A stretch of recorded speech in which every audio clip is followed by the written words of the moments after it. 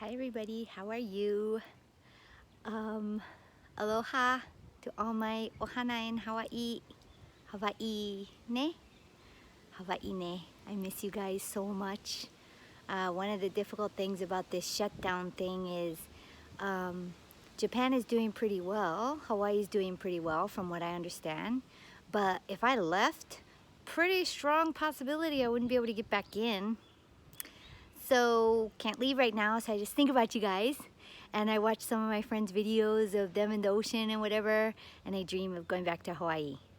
So when I came to Japan, you know, this is another video about connections between Japan, and also a funny story about my dad, Jay Jarman.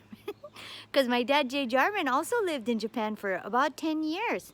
And my three brothers, Isamu, Henry, and John, were born in Japan. I was actually there to like babysit, because I was also here too.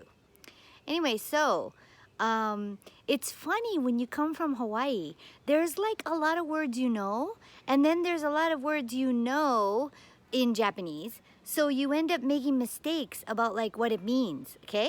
So me and my dad have interesting experience with this.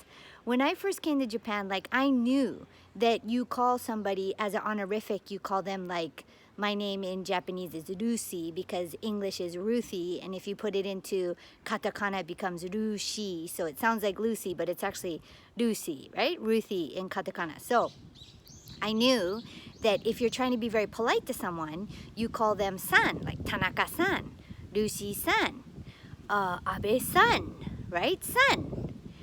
And so when I got here, it's like everybody in Japan is saying, oh, Fuji-san ga suki, oh, Iwate-san ga suki, I like Fuji-san, I like Iwate-san, you know, Mount Fuji, right?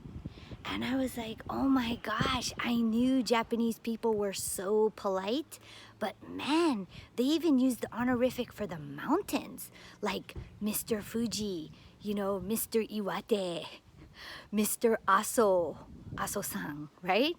And I was thinking, man, you know, everybody's so polite, you know, and like for instance, even the toilet, so it's tearai, o tearai. So o is another honorific, and o tearai. So I was like, whoa, they even use the honorific for the toilet, so it makes total sense that they would use the honorific for mountains. So Fuji-san, Aso-san. But then like 10 years later, I saw the written kanji for Fuji-san. And Fuji-san, the sun, is the kanji for mountain, which is read as san. So it's not Mr. Fuji or Mr. Aso or Mr. you know, Iwate. It's Mount, just like we would say it in English, Mount Fuji, Mount Aso, Mount Iwate. So yeah, that was one of my, you know, million mistakes based on halfway kind of language knowledge that I have from growing up in Hawaii. So my dad also, he was doing his best, you know, to get Japanese down. He was living in Oita, which is like way down, you know, in Kyushu. It's like total, you know, countryside, right? And at the time, now it's really developed. It's a really pretty place. But anyway, when he was there at the beginning, he was really trying to learn as much Japanese as he could. And, you know, one thing that my dad is, I wouldn't say he's the best at, is, you know, following like systematic guidelines.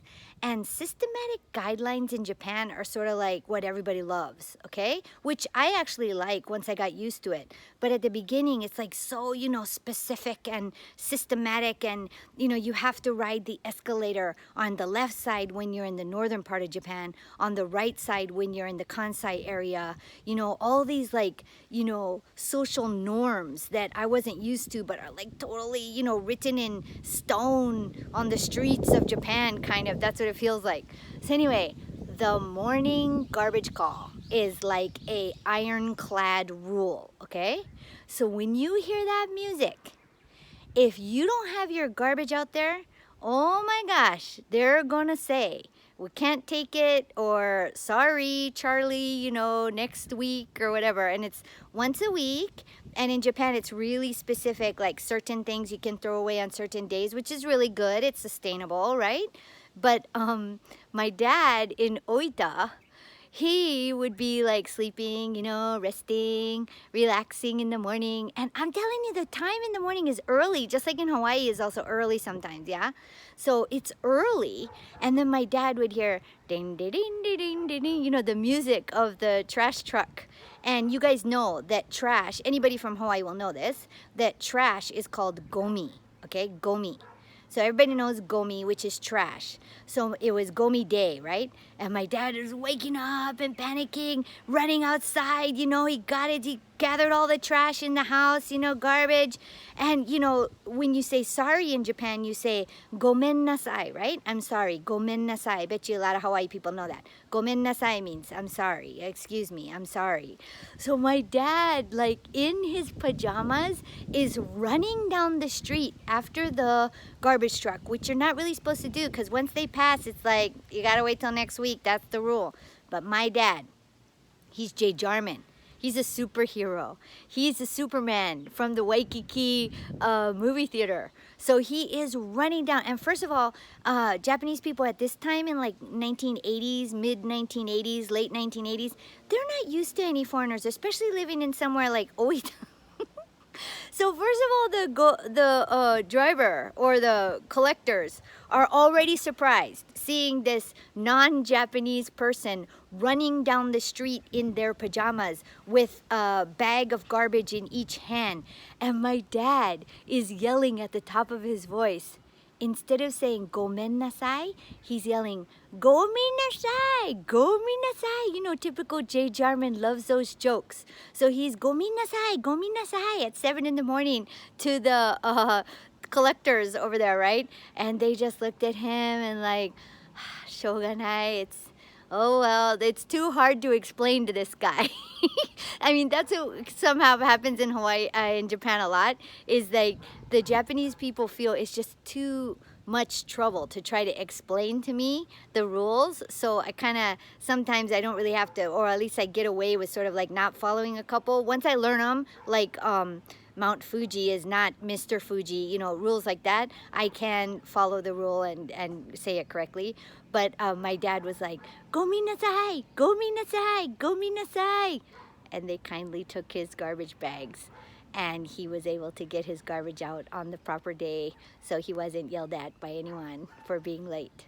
But Jay Jarman did a lot of really funny things in Japan, and I think he kind of paved the way for a lot of the way that, you know, I can joke around over here and, you know, get along with people and just try to, sometimes I feel like kind of my job here in Japan is to encourage verbally and also to lighten things up, because Japanese people are really good in a way. It's really serious and always serious, and you got to be serious, which is really true, and I can do that too. But then the other part is you can be really fun. And another thing is that in Japan, it's not very common for people to say encouraging words.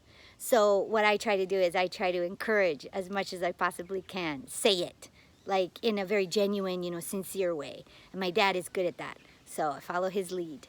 Anyway, so many more of these stories. I hope you guys have a great day. Oh, and I forgot to show you that I have my Oahu hat on, so that's why I'm talking about Hawaii stuff today.